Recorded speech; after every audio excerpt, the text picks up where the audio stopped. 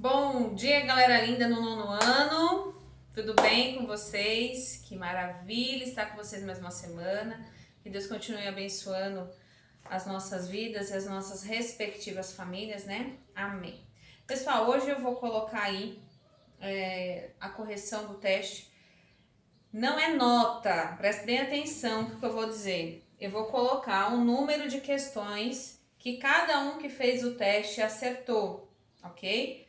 Foram 20 e poucas questões, então vai estar lá seu nome e a quantidade de questões que você acertou, combinado?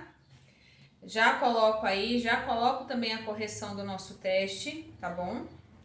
E depois que vocês fizerem aí essa parte de correção, que é extremamente importante, porque como eu falei para vocês, eu vou adotar esse material, esse teste, como resumo dos capítulos que nós já vimos. Então, quando chegar a hora da prova, vocês sabem que eu vou pegar as questões daí, né?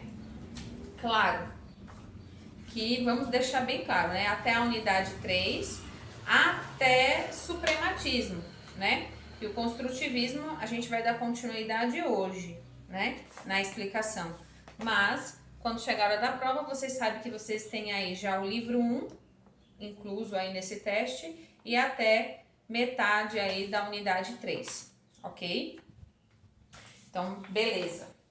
Dando aí continuidade, vocês primeiro de tudo, vocês vão corrigir esse teste, tá? Vão corrigir o teste, vão olhar direitinho as respostas, conferir, reconferir, porque é o material que vocês terão para estudar, ok? Muito bem. Pessoal, então, olha, mas aí, mais uma vez, tá? Eu vou começar aí falando um pouco sobre as vanguardas russas da unidade 3. Vou retomar aí um pouco do que nós já vimos, né? Primeiramente, nós entendemos aí o czarismo, entendemos a situação política na época da Rússia, que não estava nada boa, né? Percebemos aí, caminhando um pouquinho para frente, da importância do abstrato para essa turma dessa vanguarda, né? O quanto eles adotaram, né, o abstracionismo. E aí, nossa primeira vanguarda russa que nós vimos foi o raionismo. Então, aí nós temos aí a luz como objeto da pintura, né? As linhas intercruzadas, e temos aí como representante o Mikhail Larionov e a Natália Goncharova. E eu acho tão interessante aqui que é bem interessante a gente grifar aí o segundo parágrafo da página 125, que diz assim: dessa maneira, nessa corrente estética, o foco passou a ser os raios refletidos que cruzados formavam uma composição. Por isso que dava a impressão de raios, né? Raio, luz, luminosidade, raionismo. Certo? Muito bem. Nós fizemos até um resuminho, né, do que era o raionismo. Parará. A próxima vanguarda que nós vimos foi a chamada suprematismo. Algo supremo, algo maior, né? Algo realmente de outra dimensão, né? O representante dessa vanguarda é o Kazimir Malevich, né? Essa supremacia vinha da forma pura, né?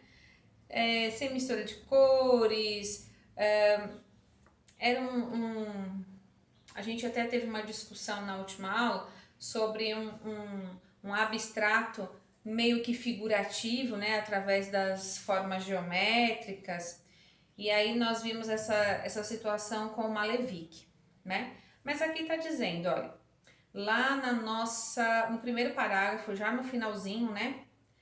O novo realismo da pintura, por meio do qual passou a pregar a supremacia da forma pura. O suprematismo buscou retirar das obras artísticas qualquer referência à realidade e à representação literal, rastros que o cubismo ainda conservava, por mais que distorcesse as formas, tá? A ideia de abolir a representação na pintura aproximou-se à vanguarda suprematista da arte não objetiva, abstrata, ou seja, da arte que não dialoga com o mundo real, assim como ele é, tá? Então aí nós vimos aí que o suprematismo usava as cores puras, forma geométrica, poucas cores, certo? Muito bem. E hoje nós vamos falar sobre o construtivismo, tá? Construtivismo é aí a terceira vanguarda russa que nós estamos vendo, né? E aí nós vamos pular o primeiro, segundo, terceiro, quarto parágrafo na página 127, que vai dizer assim: foi nesse contexto que surgiu no fim da década de 1910 o construtivismo, vanguarda artística russa que mais dialogou com os ideais políticos do país. Assim, artistas como Vladimir Mayakovsky, Alexander Rodchenko e El Litzky passaram a conceber a arte visual como uma construção, modo de pensar tridimensional, próximo ao da arquitetura, por isso o nome construtivismo, né? Tem tudo a ver aí. Dessa maneira, utilizando cartazes, desenhos, pinturas, gravuras, colagens, fotomontagens, entre outras técnicas. Os construtivistas levaram ao povo uma arte informativa, com o uso de formas geométricas e da arte abstrata, tá? Então, como eu disse para vocês, a situação política da Rússia estava bem complicada, né? E o vermelho, tá? O vermelho, eu vou dar um exemplo aqui só para que vocês entendam. Vamos pensar no PT. O vermelho representava aqui a bandeira do PT, dos trabalhadores e parará, tá? Então vamos entender esse vermelho nessa obra, tá? Então o branco aqui representaria o quê? Representaria o czarismo, o czar, né? Então a massa trabalhadora, né? Quebrando aí todas as regalias do czarismo, tá? Então o construtivismo, ele tem toda essa ideia da construção mesmo, tá? E tem muito em comum com a política da época. Então é muito comum você ver um quadro construtivista da vanguarda russa com algum tema político ou puxando a sardinha para algum tema político, tá? Bom, eu gravar a aula começa essas propagandas maravilhosas, né? Ai, meu Deus. Vamos lá. Lá na página 128 vai dizer aí sobre a El Litzky, que ela vai colocar, né, essas ideias construtivistas, né, em banners, em pôsteres, enfim,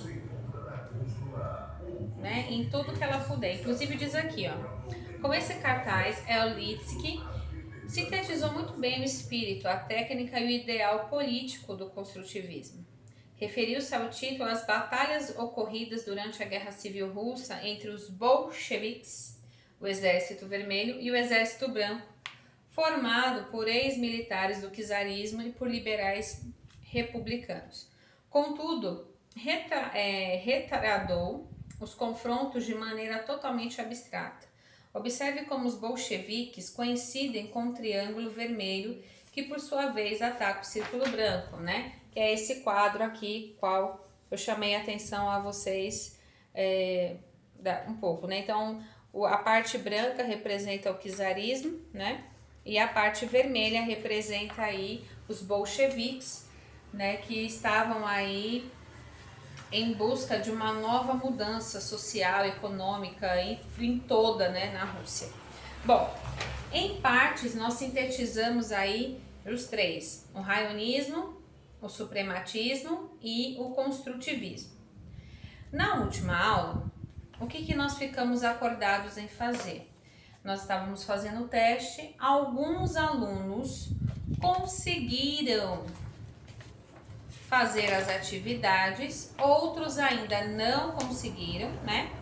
Então eu vou dar um tempinho aí para que possamos fazer essas atividades e fechar esse assunto das vanguardas russas, ok? E aí, hoje, se ainda der tempo, nós vamos para a quarta unidade, que é a Bauhaus e o design. Bauhaus é uma escola de artes, né, na Alemanha, e a qual revolucionou muita coisa, né, no olhar da arte. Mas aí é uma coisa que nós vamos ver ainda hoje, se der tempo, que nós temos bastante coisa para fazer, né? Corrigir o teste, eu falei agora do construtivismo, corrigir os exercícios da unidade 3, se ainda der tempo, se todos fizeram, né? Aí a gente já começa com a correção, né? E antes, eu gosto muito de que antes que eu possa falar sobre o assunto, vocês tenham algum conhecimento sobre. Então, possivelmente, se der tempo, vocês vão ler a unidade 4, que é o último capítulo aí do nosso livro 2, tá? Então, sem mais delongas, senão não vai dar tempo pra gente continuar. Dúvidas sobre alguma vanguarda, a gente tira lá no grupo. Vanguarda russa, a gente tira lá no grupo. E sobre o teste também, tá? Beijo e até daqui a pouco.